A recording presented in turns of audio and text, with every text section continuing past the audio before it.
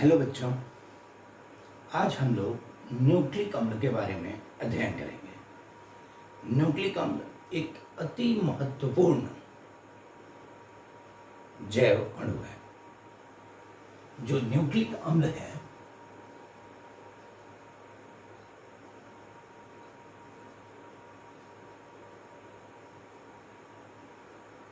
इसे हम लोग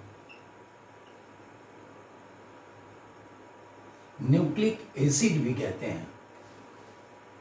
यह एक अति महत्वपूर्ण जैव अणु है। यह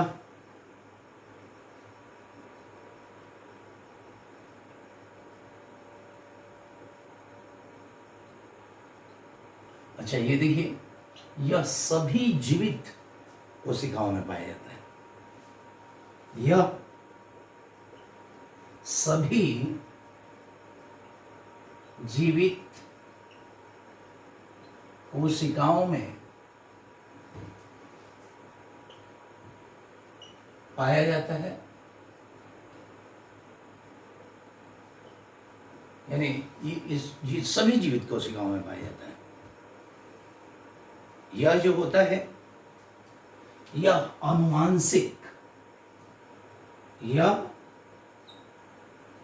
अनुवांशिक गुणों को एकत्रित एवं प्रदर्शित करता है। अब अनुवांशिक गुण क्या होते हैं? अनुवांशिक गुण जो हमारी प्रजाति को प्रदर्शित करते हैं, जैसे मान लीजिए कि मनुष्यों का जो गुण है और जानवरों में का अलग गुण है। जैसे मान लीजिए कि, और यही नहीं, जैसे किसी भी, जैसे मैं हूँ, मुझे देख के मेरे माता पिता का जैसे कुछ ना कुछ मिलता है। आप किसी भी व्यक्ति को देखते हैं, अगर उसके साथ कोई आदमी जा रहा है, आप तुरंत पूछते हैं कि पापा हैं। इसका मतलब आप उनसे कुछ ना कुछ तो समानता दिखा रहे हैं। अगर मेरी आंखें ब्राउन हैं तो जरूर मेरे माता पिता में किसी की आंखें ब्राउन है। यानी कुछ न कुछ हमारे गुण हमारे बच्चों में या हमारे माता पिता के गुण हम में आते हैं। आम की गुठली से आम का पेड़ निकलता है, कुत्ते का बच्चा कुत्ता होता है। तो ये जो गुण स्थानांतरित हो रहे हैं एक पीढ़ी से दूसरी पीढ़ी में, इस गुण को हम लोग अनुवांशिक गुण कहते हैं। जैसे किसी के देखते होंगे कि जीभ ऐसे फोल्ड होता है, और ऐसे नहीं हो रहा है, किसी का ऐसे फोल्ड होता है, ऐसे। किसी का फोल्ड नहीं होता, ये भी एक अनुवांशिक गुण है। किसी के कान पे बाल देखिए, सबके नहीं होते। तो अब हेयर का ही देख लीजिए, किसी का स्ट्रेट हेयर होता है बाल, किसी का सेमी कर्ली होता है, किसी का एकदम मैगी हेयर होता है। तो ये अनुवांशिक गुण है। और इन अनुवांशिक गुणों को जो चीज नियंत्रित करता है, जो चीज एकत्रित करता है शरीर में, वही है आपका न्यूक्लिक अम्ल। तो न्यूक्लिक अम्ल क्या होता है? अनुवांशिक, यानी हेरिडिटी कैरेक्टर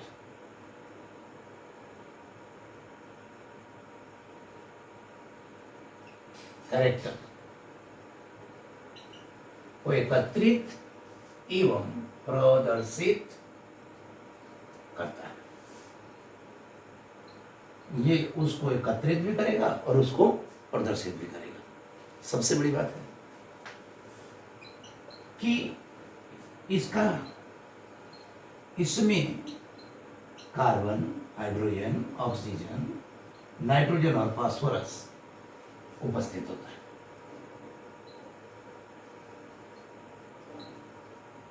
अब ये देखिए, इसमें कार्बन है, हाइड्रोजन है, नाइट्रोजन है, ऑक्सीजन है, ये सारी चीजें इसमें उपस्थित होती हैं। सबसे पहले सर्वप्रथम अगर हम बात करते हैं तो फ्रेडरिक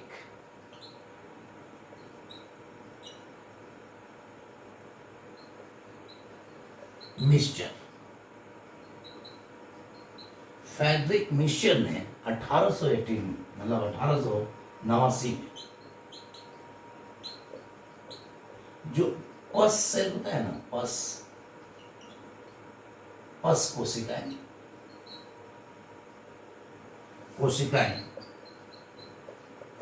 पस कोशिकाएं एक तरह से WBC होती है। क्या होती है? WBC। WBC से न्यूक्लिक अम्लों को आइसोलेट किया था, पृथक किया था। WBC से न्यूक्लिक अम्ल को पृथक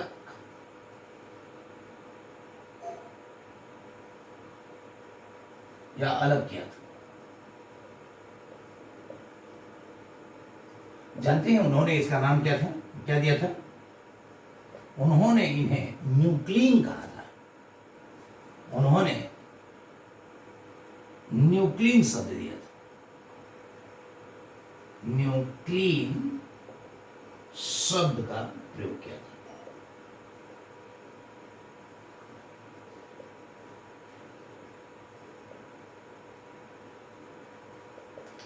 ये जो न्यूक्लिक अम्ल होते हैं ये दो प्रकार के होते हैं, और अगर हम देखें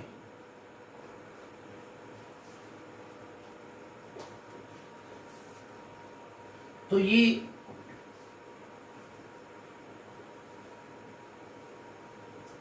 इन्होंने जो न्यूक्लिक अम्ल का पृथक्करण किया था WBC से, तो न्यूक्लिक अम्ल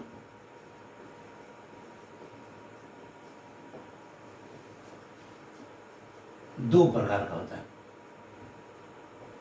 देखिए, एक होता है DNA और एक होता है RNA, यानी डीऑक्सी राइबो न्यूक्लिक अम्ल, और एक होता है राइबो न्यूक्लिक अम्ल।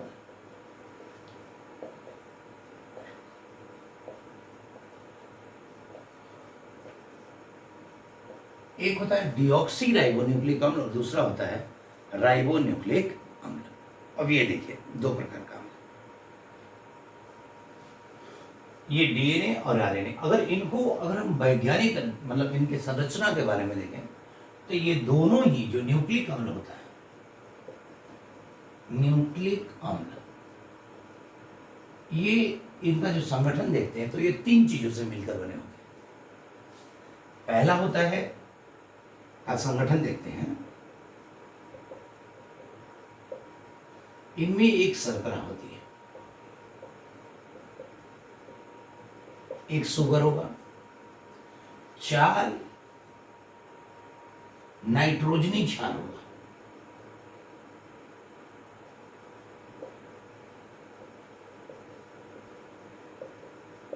नाइट्रोजनी क्षार होगा, और फिर एक फॉस्फेट होगा, अकार्बनिक फॉस्फेट। अगर मैं न्यूक्लिक अम्ल को देखता हूं तो अच्छा, ये इनको अगर मैं आपस में अभिक्रिया कराऊं तो देखिए, हम लिख सकते हैं कि अब ये देखिए, न्यूक्लिक अम्ल जो होता है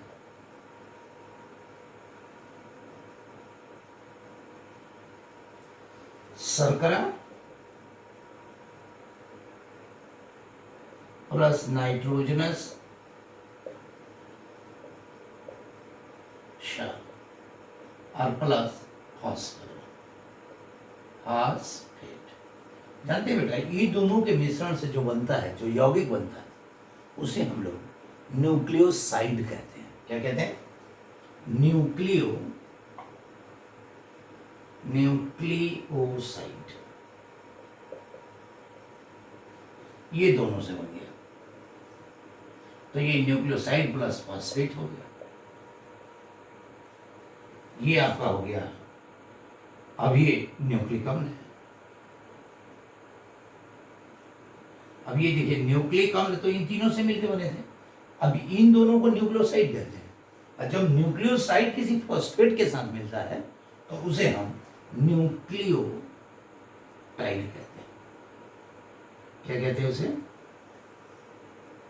न्यूक्लियोटाइड। अब इस प्रकार से अगर मैं इसको पूरा अपसंक्रमित मतलब व्याख्या में लूँ तो कैसे लेता हूँ वो देखिए। यानी न्यूक्लिक अम्ल में क्या होता है कि न्यूक्लिक अम्ल की संरचनात्मक इकाई देखते हैं तो इसमें एक हो गया आपका शर्करा,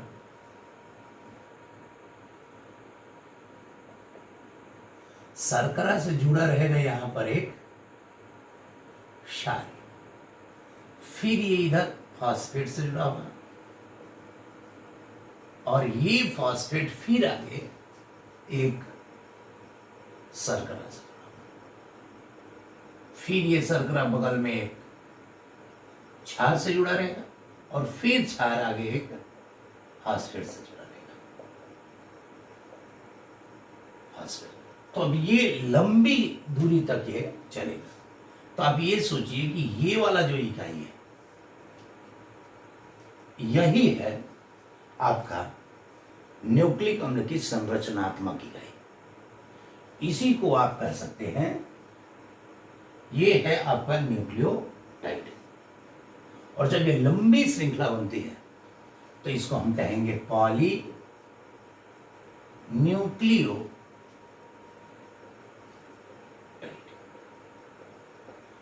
यानी अब निष्कर्ष से क्या निकलता है बेटा, यानी निष्कर्ष ये निकलता है कि जो न्यूक्लिक अम्ल होते हैं,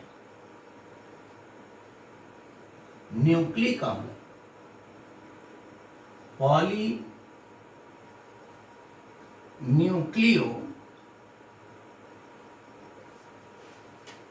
न्यूक्लिक अम्ल पॉलीन्यूक्लियोटाइड की लंबी श्रृंखला होती है। पॉलीन्यूक्लियोटाइड की लंबी श्रृंखला होती है। अब भाई पॉलीन्यूक्लियोटाइड में तो हमको क्लियर हो गया कि इसमें एक फॉस्फेट होगा, एक शर्करा होगा और एक क्षार, माने 3 संगठन होंगे।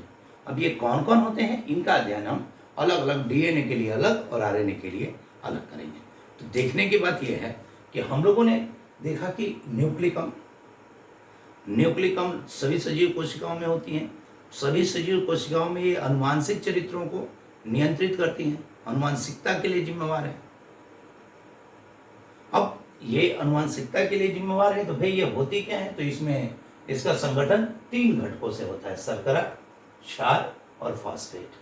तो अब हम सबसे पहले डीएनए के बारे में अध्ययन करेंगे, ठीक है। तो हम हेडिंग डालेंगे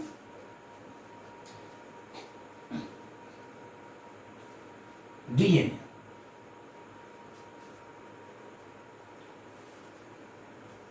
देखिए बेटा, डीएनए जो होता है,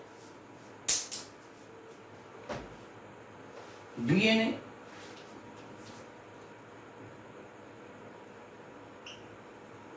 डीऑक्सी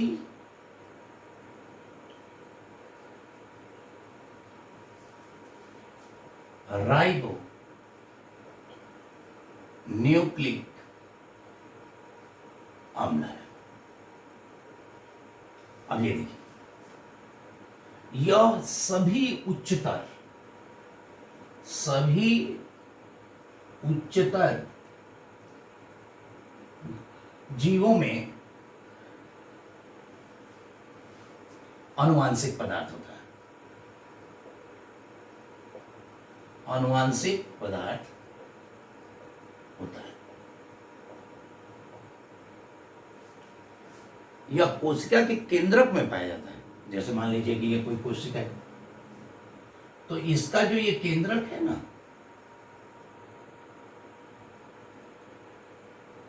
इसमें ये केंद्रक है,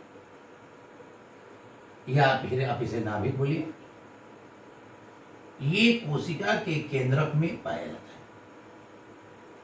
ये कहां पाएगा? कोशिका के केंद्रक में मुख्य रूप से पाया जाता है।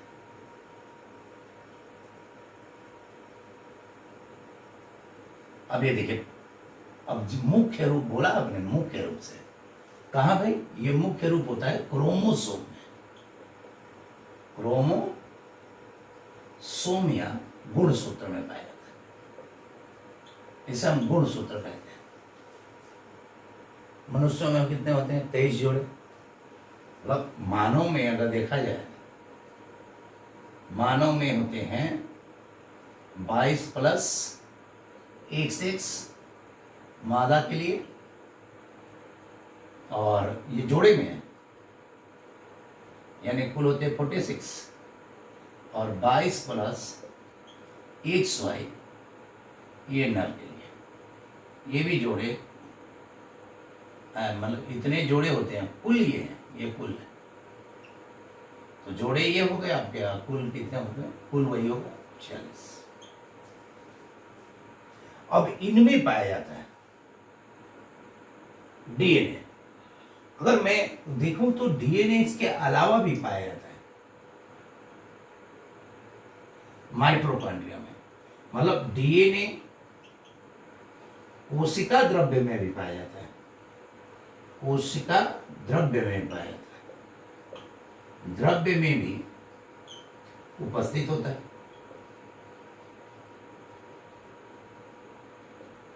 कहां भाई? एक तो माइटोकॉन्ड्रिया, माइटोकॉन्ड्रिया में पाया जाता है। दूसरा कहां पाया जाता है भाई? हरित लवक, माने क्लोरोप्लास्ट। जो ये क्लोरोप्लास्ट होते थे ना, दूसरा होता है कि क्लोरोप्लास्ट।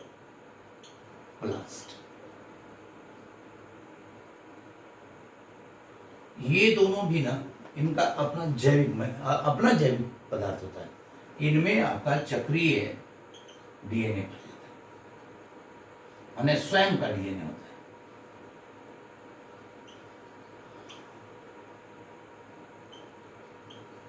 इनमें भी DNA उपस्थित होता है। अब DNA उपस्थित हो गया। DNA मुख्य रूप से कोशिका केंद्रक पर पाया जाता है, लेकिन दो और है सेल ऑर्गेनेली, जहां पे माइटोकॉन्ड्रिया और ये क्लोरोप्लास्ट, इसमें भी DNA की उपस्थिति होती है। अब देखिए कि DNA के बारे में अगर हम और आगे बात करें तो ये बनता कैसे है?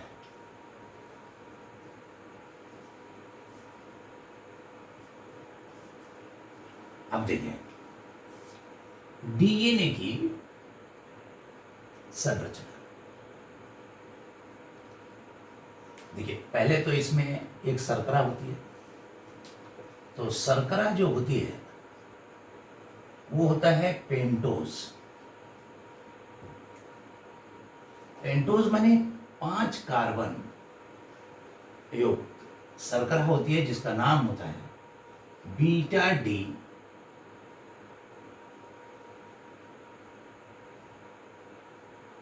Beta D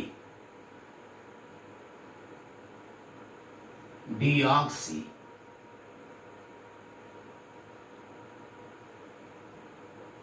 ribose. ये 2 बीटा डीऑक्सी राइबोज संरचना देख लीजिए। ये आपका राइबोज है। देखिए नेचुरल तो यही है, बीटा माने वो इसमें इधर। अब ये देखिए 1 2 3 4 और ये 5वां पोजीशन है CH2OH, ये 5वां। तो दूसरे पोजीशन से डीऑक्सी हो गया, यानी डीऑक्सी यानी एक ऑक्सीजन को हटा दिया गया। तो यहां जो होना चाहिए था वो नहीं होता। ये देखिए फिर HOH और ये H, ये है आपका ये पेंटोज जो डीऑक्सी राइबोज है, वो है जो DNA में उपस्थित होता है। अच्छा, इसके नाइट्रोजनी क्षार जो होते हैं, नाइट्रोजनी क्षार। देखिए नाइट्रोजनी क्षार का मतलब यह है कि एक तो एल्कली अकार्बनिक क्षार होते हैं जैसे NaOH KOH, और एक होता है कि अमोनिया वाले क्षार जिसमें नाइट्रोजन अणु उपस्थित होता है। और वो भी इनके जो होते हैं नाइट्रोजन क्षार जो होते हैं विषम चक्रीय होते हैं, विषम चक्रीय नाइट्रोजनी क्षार होते हैं, नाइट्रोजनी क्षार। और ये भी 2 प्रकार के होते हैं। एक होता है बेटा जी प्यूरीन और एक होता है पीरिमिडीन, पीरिमिडीन, और एक होता है प्यूरिन, दूसरा होता है पीरिमिडीन। अब देखिए प्यूरिन जो क्षार होता है नाइट्रोजनी क्षार, इसका दो रूप इसमें पाया जाता है। किसमें? डीएनए में। पहला पाया जाता है एडेनिन, एडेनिन या एडेनिन, और एक होता है बेटा जी ग्वानिन, ग्वानिन यानी जी। एक तो ये पाया जाता है, और एक पाया जाता है थाइमीन और एक साइटोसिन। एक पाया जाएगा थाइमीन, थाइमीन, थाइमीन, और एक साइटोसिन, साइटोसिन सी से। अब ये देखिए, अब ये जो है, ये जो आपके न्यूक्लिक अम्ल है, ये न्यूक्लिक अम्ल के अंदर ये जो नाइट्रोजनी क्षार है, ये अपना एक विशेष क्रम में, एक विशेष अनुक्रम में जुड़ते हैं। कैसे भी? तो प्यूरिन जो जुड़ेगा वो पायरिमिडीन से जुड़ेगा, पीरिमिडीन फिक्स है। जैसे जो एडेनिन है, ये द्विआबंध करके थाइमीन से जुड़ेगा,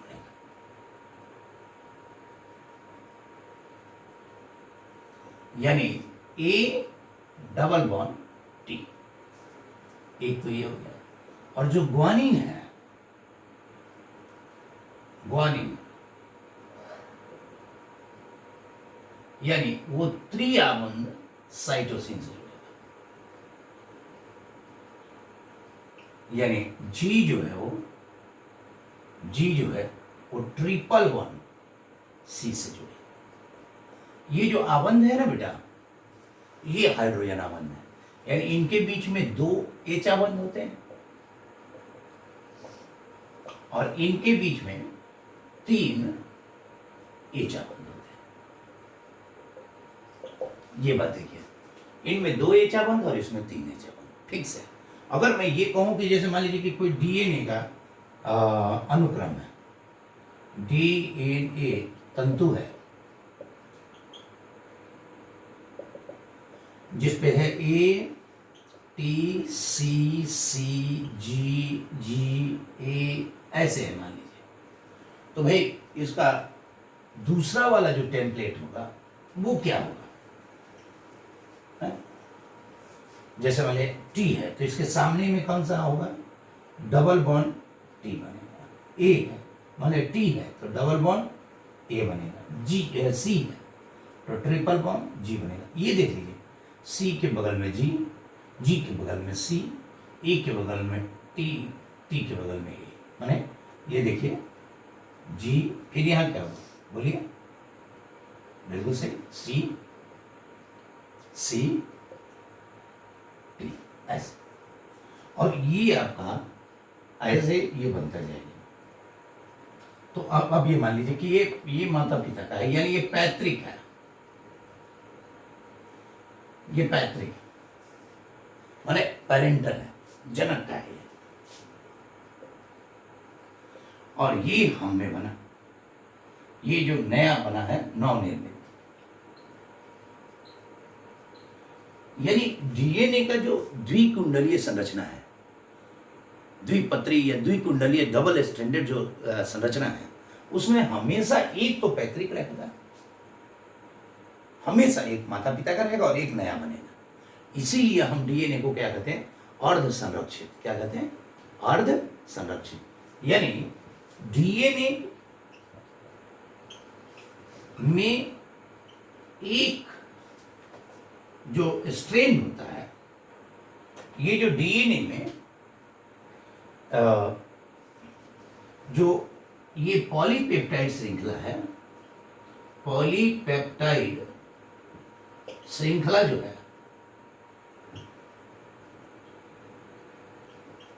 ये जो पॉलीपेप्टाइड से निकला है डीएनए के अंदर, ये सदैव अर्ध संरक्षित रहती है।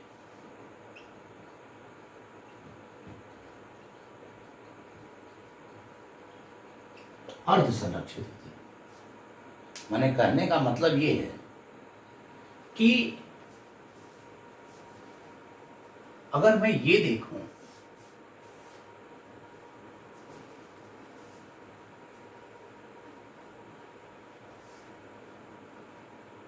अर्ध संरक्षित का क्या मतलब है कि अगर ये ट्रेंड ये माता पिता में से किसी का है, A T C C G A T T T G ऐसे, तो अब दूसरा ये देखिए ये जनक का है, यानी माता पिता में से किसी एक का, तो ये नया बनेगा। अब ये कैसे बनेगा भाई? तो टी के सामने बनेगा, ए के सामने बनेगा, टी के सामने बनेगा, ए इसके सामने बनेगा, जी इसके सामने बनेगा, G double bond T double bond T double bond A और ट्रिपल बॉन्ड सी, ये बन गया जी। तो अब ये डबल ट्रेंड बना। अब देखिए दो चीजें हो गई, एक आपका सरगरा हो गया और एक नाइट्रोजनी क्षार, और तीसरा जो इसका घटक होता है अकार्बनिक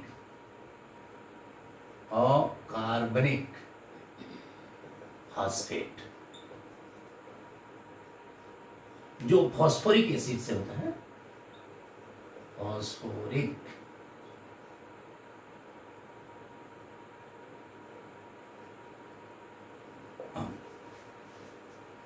यानी PO4 3- ये होता है। ये क्या करेगा कि न्यूक्लियोसाइड जो न्यूक्लियोटाइड है उनको आपस में जोड़ता चला जाएगा। वो जो बॉन्ड क्रिएट करेगा उसे कहेंगे फॉस्फोडाइएस्टर बॉन्ड। कौन सा बॉन्ड ये बनाएगा? ये बनाएगा फॉस्फोडाइएस्टर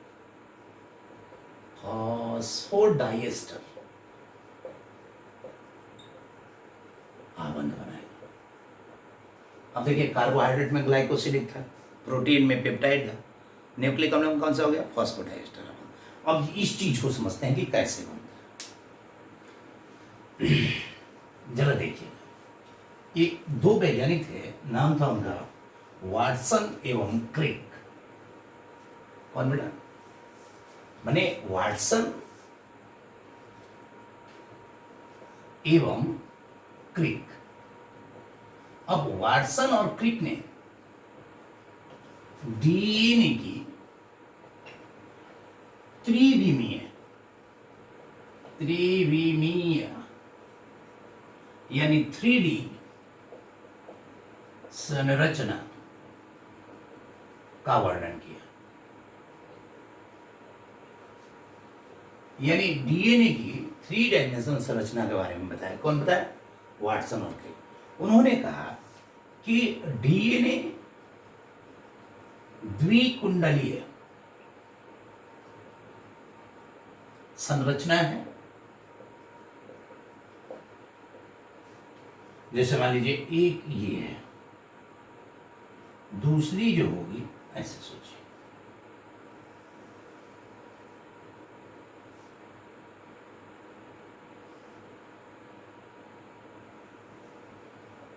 ऐसा। अब ये जो है आपका, ये अगर 3 से ये 5 है तो ये 5 डैश से 3 डैश। अब ये 3 5 क्या है ये बताएंगे हम। ये एक क्वाइलिंग है, ये सीढ़ी नुमा संरचना होती है, सीढ़ी की तरह संरचना होती है। जैसे इसके बीच में